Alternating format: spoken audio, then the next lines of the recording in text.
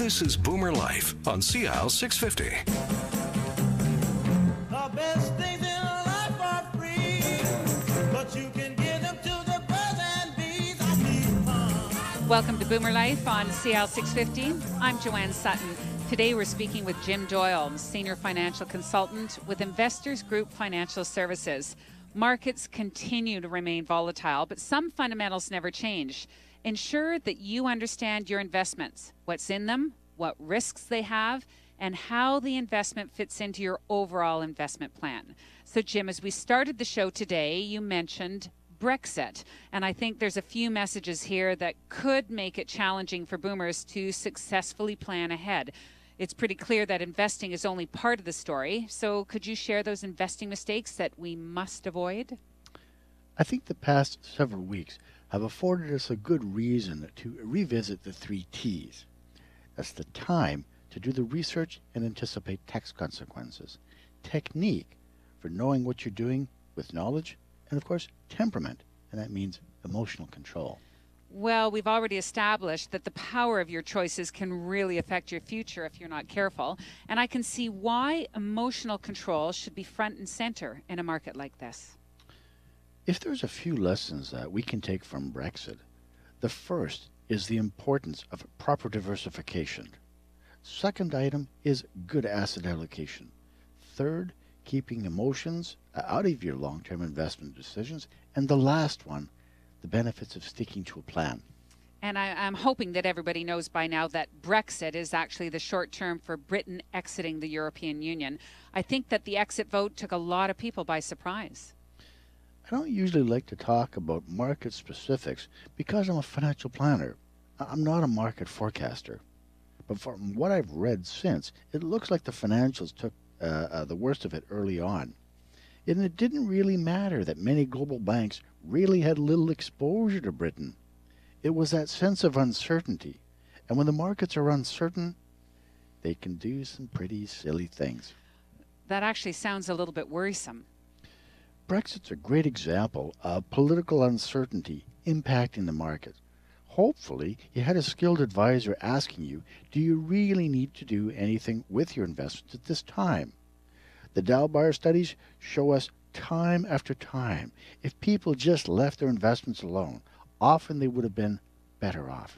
Well, it's got to be hard for investors when markets have heightened volatility like now, just to go it alone and simply watch their investments and not have an emotional reaction. What's one key discovery from these Dalbar studies? First off, I think what is most telling is just how many years they've been showing average long-term fund performance numbers, yet the average investor has been earning much less. I don't think that most of us are born great investors, but I think many of us can be taught. Well, that's true. Maybe with the help of a financial planner, I'd like to think that that could happen. It is generally accepted that it's prudent for investors to maintain long-term investment strategies that are based on expected long-term relative yield of the major asset classes, as opposed to trying to time the market movements. Again, I want to reiterate, there's a certain segment of the population that has the expertise, time, and dedication to manage their own investments. And if you don't have the expertise and you don't have the time and dedication to manage your own investments, I suggest you call Jim. He's here to help. 604-682-5431. Thanks, Joanne. One of the enduring values of the investor-advisor relationship is that it raises the financial literacy of a client through a continuing sequence of teachable moments. I think most of us are likely to only retain some of what we're taught, especially when it's outside of our everyday experience. It needs to be reinforced, and regularly.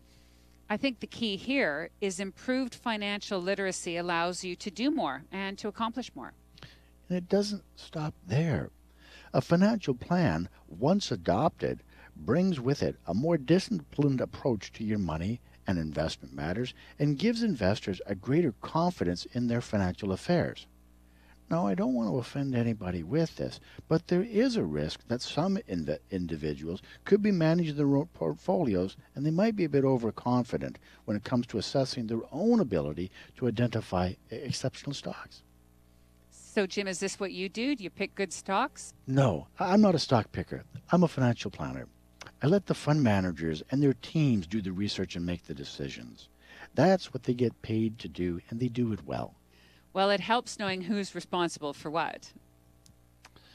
My role has more to do with setting planning targets, influencing better savings disciplines over time, and helping clients avoid costly investment biases and errors that non-advised investors are prone to. By choosing to work with me, I'd like to help you feel that if you stick to your financial plan, you'll be able to weather most of the economic downturns or unexpected events. Well, that's another good reason to call Jim. Break those unproductive financial habits. Pick up the phone, ask him a question, 604-682-5431. Well, many Canadians want to work with a financial advisor. They can choose to manage their own investments and save the costs associated with working with an advisor. I think a number of difficulties arise when well-meaning investors engage in investment decisions that are not taken far enough or include biased investing behaviors. Be clear about what areas of your financial picture that you need help with. We started off earlier by noting that if you're an investor in your 50s and you're getting a bit of a late start on saving for retirement, that you're not alone and it's never too late. The important question you might want to be asking yourself is, what are you going to do about it? And what can you do about it? If I could offer some encouragement to take action, consider giving us a call with help to get started. For most investors, if you can cut down on avoiding common investment mistakes, that alone can help your overall investment performance. What would some of those investment mistakes be that you see investors wishing that they could redo? Well, getting scared and pulling money out of stocks when the market tumbles, choosing an inappropriate level of risk for their age and their retirement years to retirement, perhaps investing too much money in their company's stock plan, or failure to periodically rebalance a portfolio, and perhaps the last one, complacency, the failure to do anything with an account. Jim, where's the biggest example of where you might see complacency? Well, from my experience, by far, something like group RSPs. That's where you have an RSP plan through your employer or a defined contribution pension plan. Well, if you're contributing regularly to the plan, isn't that enough? In my experience, there are two areas that can be concerning. The first, if there's a matching feature to the plan, it's surprising how many people are leaving money on the table and not contributing as much as they could. Well, that is really surprising. I guess it really helps to have someone who is able to point out where you could be hurting yourself a little bit. What's the second? The second one, and here's where some advice might be helpful. People often still have the original asset mix from the date when they started in their plan. They've never changed the asset mix from the first day that they started in their plan, and they've never rebalanced their portfolio. Well, I've definitely learned that as you get closer to your retirement goal, you might want to start looking at reducing your risk a little bit. Unfortunately, it's just not top of mind. One of the things I like to do when we start working with a new client is to look at that group RSP or pension selection and determine how their choices fit their financial plan.